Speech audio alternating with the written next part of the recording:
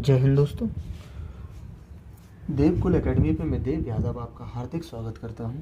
आशा करता हूं आप सभी स्वस्थ, मस्त और ज़बरदस्त होंगे और बेहतरीन तरीके से अपनी तैयारी में लगे हुए होंगे। जितने भी मेरे बीपीएससी टीआरई 4 वाले भाई हैं, बहनें हैं, उनसे मैं यही उम्मीद करूँगा कि प्लीज़ आप अपनी तैयारी में 4 चांद लगा दो। महज 3 महीने के अंदर आपका पेपर ले लिया जाएगा, अगर सरकार जो कह रही है उस पर खरी उतरती है तो इसलिए अब दिन में कम से कम 10 घंटे की आपकी डेली की तो स्टडी होनी चाहिए। 10 घंटे आप कम से कम रोज़ाना अपने आप को दीजिए, अगर टीआरई 4 में सिलेक्शन लेना है तो। जितने भी अदर स्टेट वाले हैं उन लोगों के लिए मैं बता दूं कि आप लोग बेहतरीन तरीके से अपनी तैयारी करिए, क्योंकि कंपटीशन आपका हार्ड हो चुका है, तो आपको मेहनत की और ज़्यादा ज़रूरत है। क्लियर? तो इस चीज़ को आप अच्छे से अपना याद रखना। अगले की यहाँ पे हम बात करें, आज हम पॉलिटी की क्लास 11 का रिवीजन करने वाले हैं। ठीक है, तो बिना किसी देरी के शुरुआत करेंगे। उससे पहले छोटी सी रिक्वेस्ट करेंगे कि अगर आप चैनल पर नए हैं तो प्लीज़ चैनल को सब्सक्राइब करें, बेल आइकन को प्रेस करें, ताकि आगे आने वाली अपडेट आपको सबसे पहले मिल सके। इसी के साथ आज पढ़ेंगे आज हम 11वीं क्लास जो नवीन सर ने कराई थी उसका रिवीजन करने वाले हैं। तो अब बात करेंगे संविधान की समितियाँ, संविधान की समितियों के बारे में। तो यहाँ पे संविधान निर्माण के लिए कुल 22 समितियां बनाई गई थी। जो 22 समितियां बनाई गई थी, इसमें 8 बड़ी समितियां थीं तथा 14 छोटी समितियां थीं। तो याद रखना कि संविधान की जो समितियां हैं वो संविधान निर्माण के लिए कुल 22 समितियां बनाई गई थी, जिसमें 8 बड़ी समितियां थीं और 14 छोटी समितियां थीं। तो बात करेंगे अब हम 8 बड़ी समितियां हैं उनके बारे में। पहली है प्रारूप समिति। बात करें इसका अन्य नाम जो आपसे बहुत पूछा जाता है, मसौदा समिति या ड्राफ्टिंग समिति। प्रारूप समिति को अन्य नामों से जाना जाता है, जिसमें मसौदा समिति या ड्राफ्टिंग समिति के नाम से इसे जाना जाता है। इसके जो कार्य थे वो था प्रारूप पर विचार विमर्श करना। क्लियर? अगले पे चलें। प्रारूप समिति के हम अध्यक्ष की बात करें तो बी.आर. अम्बेडकर थे और 6 इसमें अन्य सदस्य थे। अब वो अन्य सदस्य कौन थे? के.एम. मुंशी थे, अल्लादी कृष्ण स्वामी अय्यर थे, सैयद मोहम्मद सादुल्ला थे, एन गोपाल स्वामी अयंगर थे और एन माधवराव। एन माधवराव हैं वो बी.एल. मित्रा की जगह आए थे। और वहीं बात करें टी.टी. कृष्णामाचारी, तो ये आपके डी.पी. खेतान की जगह आए थे। तो आपसे ये प्रश्न भी पूछे जाते हैं, इनको भी आप याद रखना कि बी.एल. मित्र के स्थान पे कौन आया, तो एन माधवराव। और अगर आपसे पूछ ले कि डी.पी. खेतान के जगह कौन आया, तो टी.टी. कृष्णामाचारी आए थे। यहाँ तक क्लियर? बात करें संविधान का पहला प्रारूप बी.एन. राव ने बनाया था। ये भी प्रश्न महत्वपूर्ण है कि इसको आप याद रखना कि संविधान का पहला प्रारूप किसने बनाया, तो बी.एन. राव ने संविधान का पहला प्रारूप बनाया था। प्रारूप समिति का गठन 29 अगस्त 1947 को हुआ था और इसकी जो प्रथम बैठक है वो आपकी 30 अगस्त 1947 को हुई थी। और वहीं इसमें आगे आपसे बात करें कि पहला प्रारूप 21 फरवरी 1948 को तैयार हुआ और दूसरा प्रारूप आपका अक्टूबर 1948 में तैयार हुआ। बात करें अंतिम प्रारूप की, तो अंतिम प्रारूप 4 नवंबर 1948 को तैयार हुआ था। क्लियर? अगली स्लाइड पे चलें। बात करें बी.आर. अम्बेडकर की, तो ये पश्चिम बंगाल से चुने गए थे संविधान सभा के लिए और जोगेंद्र नाथ मंडल की जगह इन्हें चुना गया था। किन्हें? अम्बेडकर जी को। बाद में बम्बई की पूना सीट से ये चुने गए थे। पहले पश्चिम बंगाल से चुने गए थे संविधान सभा के लिए जोगेंद्र नाथ के मंडल की जगह, और बाद में ये मुंबई के पूना सीट से चुने गए थे। बात करें संघ शक्ति समिति की, तो इसके जो अध्यक्ष थे वो जवाहरलाल नेहरू थे। संघ शक्ति समिति के अध्यक्ष जवाहरलाल नेहरू थे। संघीय संविधान समिति के अध्यक्ष भी यही थे और राज्यों से संबंधित समितियां थीं, उनके भी अध्यक्ष कौन थे? जवाहरलाल नेहरू थे। ये दोनों आपके ये याद रखनी है आपको। अगले की बात करें नियम और प्रक्रिया समिति के अध्यक्ष, वो आपके डॉक्टर राजेंद्र प्रसाद थे। वहीं बात करें संचालन समिति के अध्यक्ष कौन थे, तो वो भी डॉक्टर राजेंद्र प्रसाद थे। ये दोनों याद रखना। नियम और प्रक्रिया समिति के हेड राजेंद्र प्रसाद, आपके संचालन समिति के हेड वो भी राजेंद्र प्रसाद। आगे बात करें मूल अधिकार अल्पसंख्यकों, जनजातीय एवं बहिष्कृत क्षेत्रों से संबंधित सलाहकार समिति के अध्यक्ष कौन थे? ये सरदार वल्लभ भाई पटेल थे। और वहीं आपसे अगर पूछ ले कि मौलिक अधिकार उप समिति के हेड कौन थे, तो वो जेबी कृपलानी थे। और अल्पसंख्यक उप समिति के हेड कौन थे? तो वो आपके एच.सी. मुखर्जी थे। मौलिक अधिकार समिति के हेड सरदार वल्लभ भाई पटेल, मौलिक अधिकार उप समिति के हेड जेबी कृपलानी, और अल्पसंख्यक समिति के हेड सरदार वल्लभ भाई पटेल, और अल्पसंख्यक उप समिति के हेड की बात करें तो एच.सी. मुखर्जी हैं। वहीं आपसे बात करें प्रांतीय संविधान समिति की, तो इसके हेड आपके वल्लभ भाई पटेल जी हैं, प्रांतीय संविधान समिति के। यहाँ तक कोई दिक्कत? अगली स्लाइड पे चलें। अब बात करें हम छोटी समितियां जो थी, उनमें थी राष्ट्रीय ध्वज तदर्थ समिति, जिसके अध्यक्ष आपके डॉक्टर राजेंद्र प्रसाद थे। बात करें जो हमारा राष्ट्रीय ध्वज है उसकी चौड़ाई और लंबाई कितनी हो, तो 2 और 3 के अनुपात में इनकी चौड़ाई और लंबाई होनी चाहिए, या लंबाई और चौड़ाई पूछ ले तो 3-2 के अनुपात में। अशोक चक्र में तीलियां 24 हैं टोटल, ये भी आपको याद रखना है। आगे आपसे बात करें ध्वज संहिता। ध्वज संहिता आपकी 2002 में आई थी। और अगर ध्वज स्वीकार कब किया गया ये पूछ लिया जाए तो 22 जुलाई 1947 को अपना ध्वज स्वीकार किया गया था। आगे आपसे बात करें कि देश के नागरिकों को ध्वज फहराने का अधिकार कब दिया गया, तो 23 फरवरी 2004 से देश के नागरिकों को राष्ट्रीय ध्वज फहराने का अधिकार दे दिया गया था। तो ये डेट भी आपको याद रखना है। आपसे प्रश्न बन सकता है कि देश के नागरिकों को ध्वज फहराने का अधिकार कब दिया गया था, तो वो आप याद रखेंगे कि 23 फरवरी 2004 को।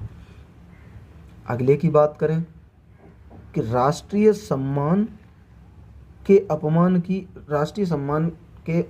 के रोकथाम अधिनियम कब आया था, तो ये 1971 में आया था, जिसमें संविधान, झंडा और राष्ट्रगान इनका आप अपमान नहीं कर सकते। क्लियर? अगले नोट एक आपको याद रखना है कि भारत के झंडे में चरखे का सुझाव लाला हंसराज ने दिया, और झंडे का जो डिज़ाइन है वो पिंकली वेंकैया ने बनाया था। ये 100% आपको याद रखना है कि भारतीय ध्वज में चरखे का सुझाव लाला हंसराज ने दिया था, और वहीं झंडे का जो डिज़ाइन है वो पिंकली वेंकैया ने तैयार किया था। ध्वजारोहण की अगर हम बात करें, 15 अगस्त 1947 को लाल किला पे नई दिल्ली में पहली बार ध्वजारोहण हुआ, और ये नेहरू जी ने ध्वजारोहण किया।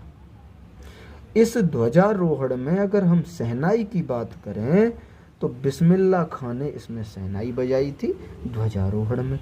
यहाँ तक क्लियर? अगले की बात करें कि ध्वज फहराना ये तुम्हारा 26 जनवरी 1950 से कर्तव्य पथ पे देश के राष्ट्रपति ने।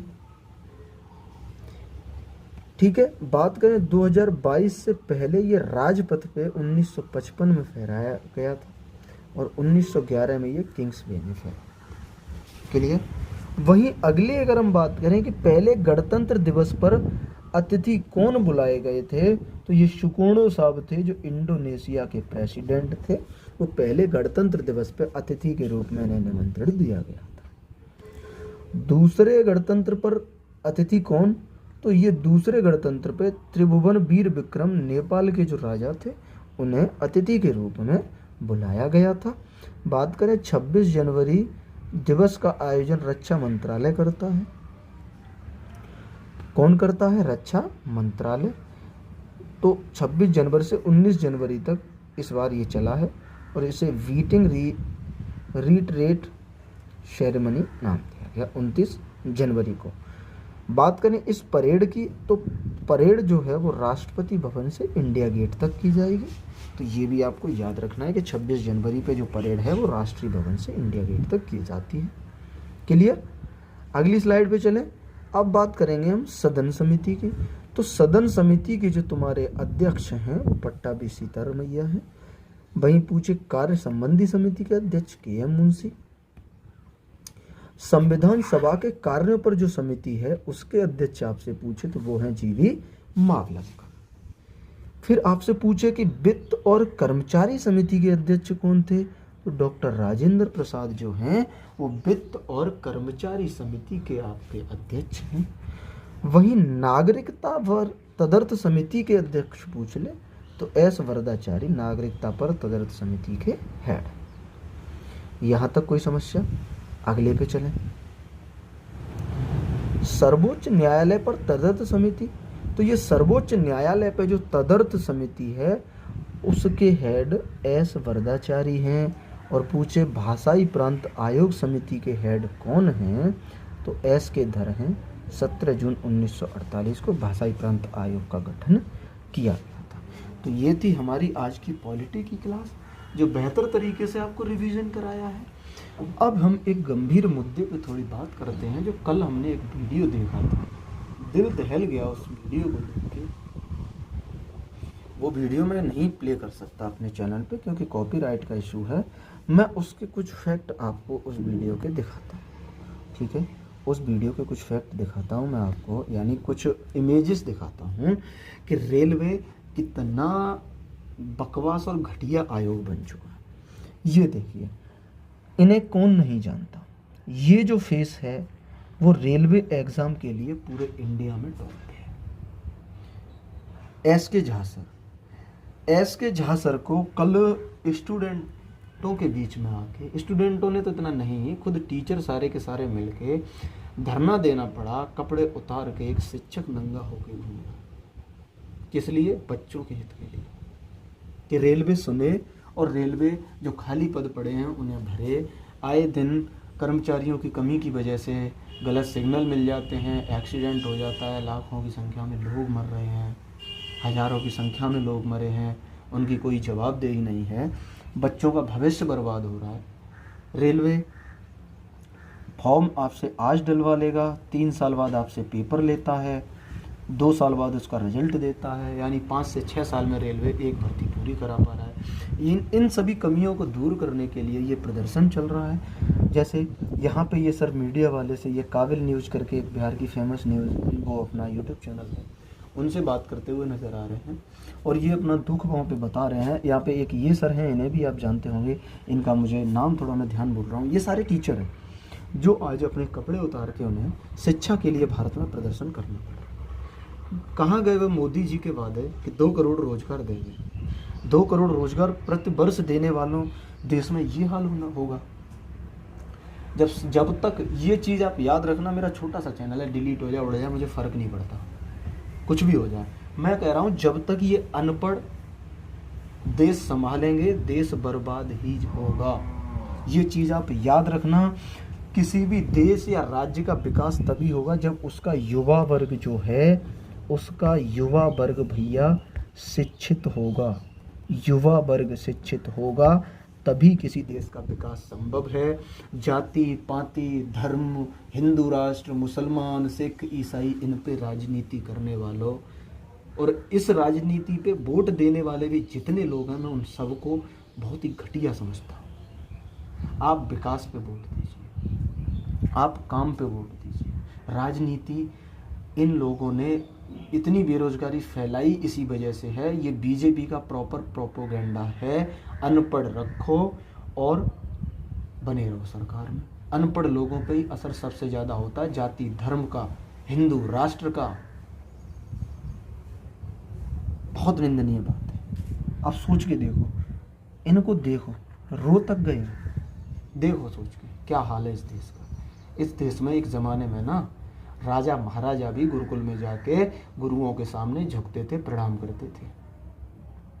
और आज के हमारे राजा इन टीचरों का बुरा हाल किए हुए हैं। और ये लड़ किसके लिए रहे हैं? हम स्टूडेंटों के लिए। इनका कोई इसमें अपना तो है नहीं। उनके तो बैच आ रहे हैं, लोग खरीद रहे हैं, वो बेच रहे हैं और वो पढ़ रहे हैं। वो क्यों उतरे हैं? वो इस धरने में ये प्रोटेस्ट कर रहे हैं, क्यों कर रहे हैं? हम लोगों की वजह से। हम लोगों को भी दिखाना चाहिए ये चीज़। आप याद रखना कि हम लोगों को भी ये दिखाना चाहिए कि स्टूडेंट एकता क्या होती है, एक पढ़े लिखे शिक्षित समाज क्या होता है। आप लोग ये याद रखो, आज सत्ता अगर बदलती है तो विकास बहुत अच्छा होता है।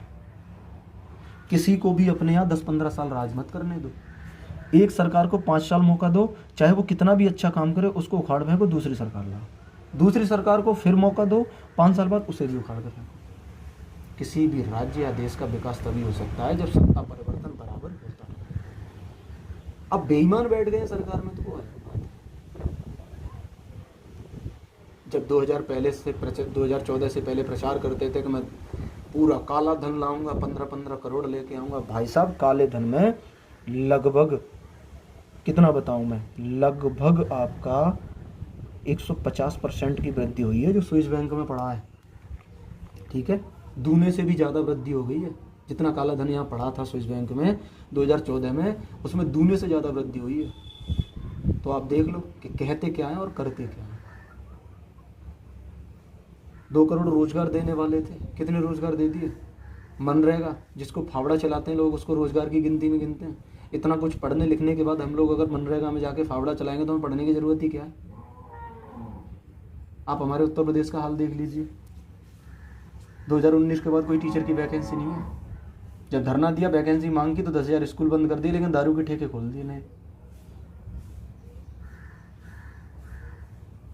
बात करते हैं किस पे कि हम बहुत अच्छा कर रहे हैं, इसमें कुछ अच्छा नहीं कर रहे।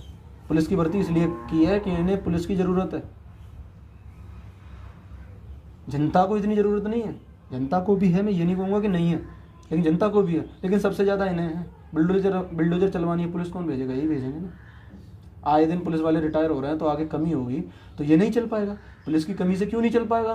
कहीं दंगे कराने हैं तो पुलिस जाएगी। पहले भड़काओ और फिर उन्हें प्रोटेस्ट करने के लिए पुलिस को भेज दो। तो ज़रूरत इन्हें है पुलिस की, इसलिए भर्ती कराइए। इन्हें टीचरों की ज़रूरत है नहीं। ये उद्योगपतियों की सरकार है। जितने भी यूपी में कॉलेज बंद हो रहे हैं ना, एक समय आएगा, देखना, धीरे धीरे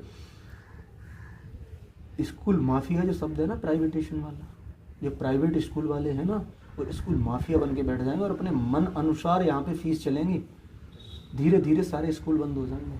आप सोच के देखो। लेकिन क्या करें, फर्क पड़ता ही नहीं हम लोगों को। समझ जाओ, जितनी जल्दी हो सके इस बात को समझ लो। और इस सरकार को मैं खुलेआम कहता हूँ, उखाड़ फेंको। केंद्र में भी उखाड़ फेंको, यूपी में भी उखाड़ फेंको। जातिवाद पे, धर्म पे, अगर इस पे ही वोट करना है और अपना भविष्य बर्बाद करना है, अपने बच्चों का भविष्य बर्बाद करना है, आगे आने वाली पीढ़ी का बर्बाद करना है, करिएगा। आप चाहो तो स्टूडेंट यूपी में बहुत है, और हर बच्चा अपने घर वालों को ये समझाए ना कि ये सरकार सही नहीं है। क्राइम रेट इस सरकार में बढ़ा है, आंकड़े उठा के देख लो। कहते हैं गुंडई खत्म हो गई, कुछ खत्म नहीं हो गया। इस सरकार में जो गुंडे सरकार के आगे मस्तक झुका रहे हैं वो इनके हैं। जो इन्हें सलाम नहीं कर रहे हैं उन्हें ये उखाड़ फेंकते हैं। ऐसे हजारों केस हैं, गूगल करके निकाल के देखना। कभी गूगल करके देखना, बीजेपी में सबसे ज़्यादा रेपिस्ट सांसद हैं जो बीजेपी में हैं, सबसे ज़्यादा क्रिमिनल हैं वो बीजेपी में हैं। तो आप कभी ये मत सोचना कि ये सरकार बहुत अच्छी है। दिल्ली का हाल देख लो, बीजेपी आई है दिल्ली में, जितने झुग्गी वाले हैं सबकी ऐसी तैसी कर दी, सब मकान खसा दिए, बेचारे रो रहे हैं, सड़कों पे हैं। देख लो देश का क्या हाल हो रहा है, आप लोगों ही देखो। नहीं तो मरो कीड़े मकोड़ों की तरह, हम भी मर रहे हैं, आप भी मरो। इसी के साथ आज की क्लास यहीं तक, मिलेंगे अगली क्लास में। तब तक के लिए नमस्ते, नमस्कार, जय हिंद, वंदे मातरम।